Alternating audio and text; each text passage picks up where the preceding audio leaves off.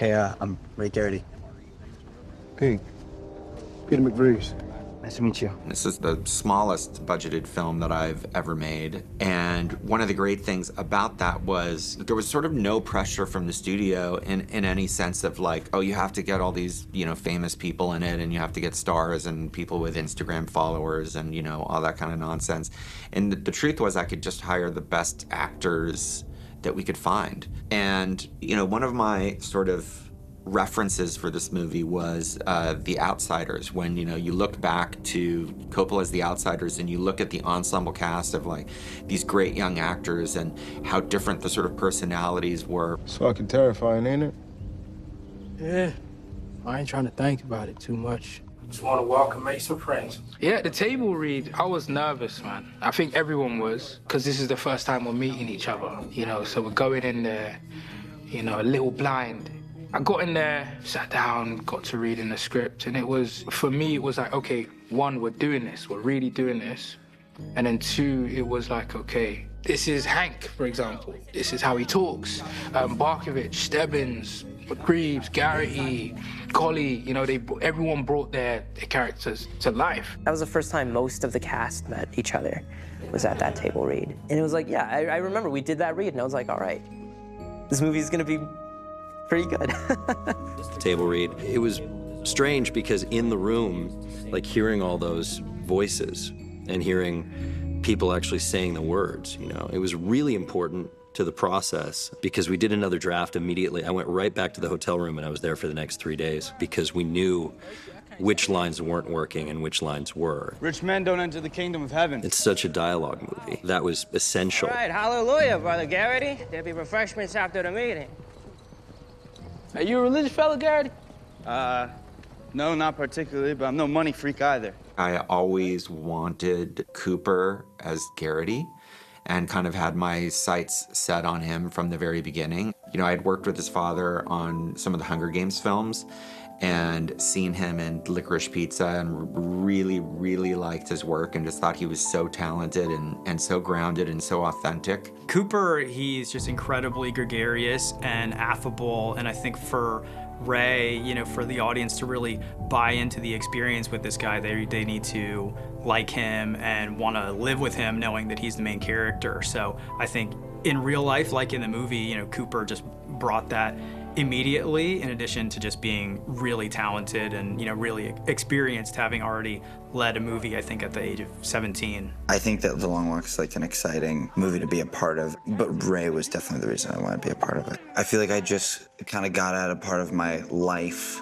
that I felt very connected to him. My scenes have really only been with Cooper Hoffman, who's incredible. He's wise beyond his years, but he's also a lot of fun on set. It's a really dark, heavy movie, so it's really nice when we are doing these scenes and they're really heavy, that there's like some levity between takes and stuff, and he and I have been laughing a lot and having a lot of fun. He didn't want to meet me because he was afraid he might like me personally. And I said, I respect that. I totally get it. At the end of the shoot, I'll have to make sure I say hello, because obviously I was a huge fan of his father. Cooper's great. He really, really cares deeply about his character and the movie, and you can feel that. And I don't envy the job that he has. He has to anchor this whole thing, and he has to walk longer and further than any of us, him and David. The two of them, they're really the central dynamic. They're the hub, right? And me and all the other characters, we're the spokes that go out. It really is an ensemble cast, and the cast is fantastic, but McVrees and Garrity are the leads of this movie, and their friendship is at the heart of this movie. They truly become like brothers over the course of this walk. I'm tired enough. I think I'll just sit down. I hope that's not true, Pete. The relationship with Ray and with McVrees, it's born out of Ray kind of having this outlook on the world that is much more insular than McVrees. He hasn't seen as much as McVrees, who kind of has really lived many lives within his own life. Want to tell us about that scar? I think in a way McVrees kind of sees an opportunity to kind of take him under his wing on the walk a bit. And I think they both are looking for the brother that they never had, and they find it in the walk. Ray, you've been walking for 5 days. I've been walking my whole fucking life. David Johnson, who plays McVrees, he came in and read for it, and I remember seeing his audition come through and knowing instantly this guy is going to be McVrees, and just being blown away by his performance and his read. And weirdly also seeing him do it, I knew the movie was going to work. There was just something about his take on the character and the language and the relationships that I knew it was going to work. You know, David's my partner in crime. He is a ridiculously talented actor, and he does it with so much empathy, so much compassion, so much kind of selflessness. And I think that David is someone who has a lot of selflessness, and I think that it shows in Pete. You ever had a brother, Ray? No. Either have I.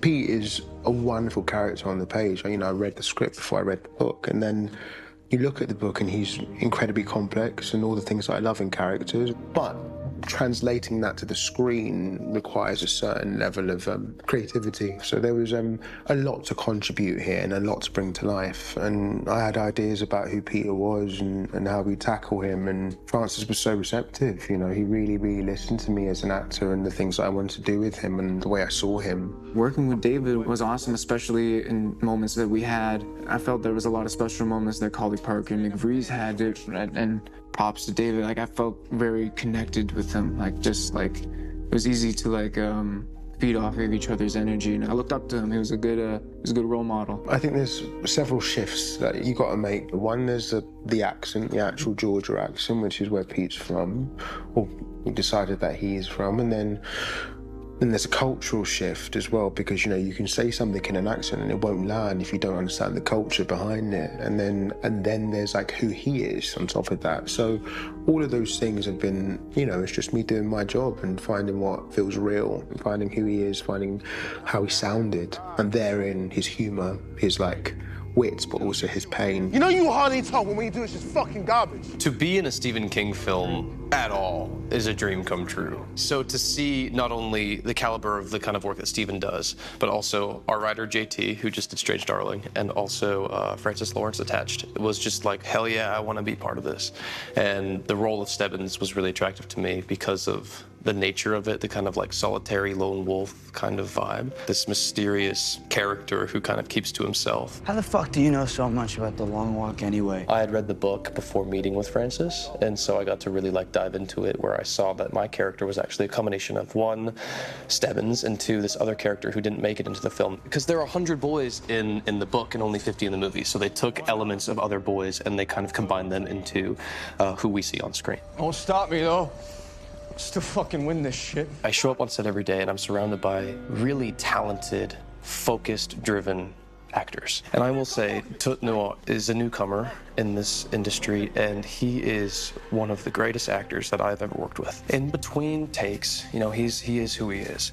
But between action and cut, you see a completely different man. Completely transformative within the accent, within the physicality, and to see him perform in the way that he does is just like so inspiring to me. And same with Ben. I mean, the talent that this kid possesses and the creativity and the comedy. This ain't enjoyable at all anymore. His timing, his accent, his physicality. I mean, if you watch the progression, specifically his, he embodies this kind of like twitchy and like just tired exhaustion that manifests in his body in a really cool way. The script was fantastic. It was hyper specific, but it was also written in a way that allowed for your personal interpretation as an actor. I know that the way I did it probably isn't the way that they imagined it would be done, because they've told me. But the way that the script was, it allowed for me to do it that way and have it still be true and believable. As long as this gum lasts, so do I. Yeah, the gum was a last-minute script addition. I think it's a stroke of genius. I gotta make it through this thing together, me and a gum. A lot of the characters in the movie have like some sort of physical object or some sort of single idea that they anchor to, that anchors their character. Garrity's got the baseball, Baker's got his cross, and Olsen didn't have anything like that. And then that's what the gum became. It kind of makes sense. He's a guy whose mouth never stops moving. Thank you for clicking on our video, everybody. If you like what you saw here, please make sure you like the video and subscribe and share with your friends who like this sort of content. Joblo remains an independent company, and we appreciate all of your support.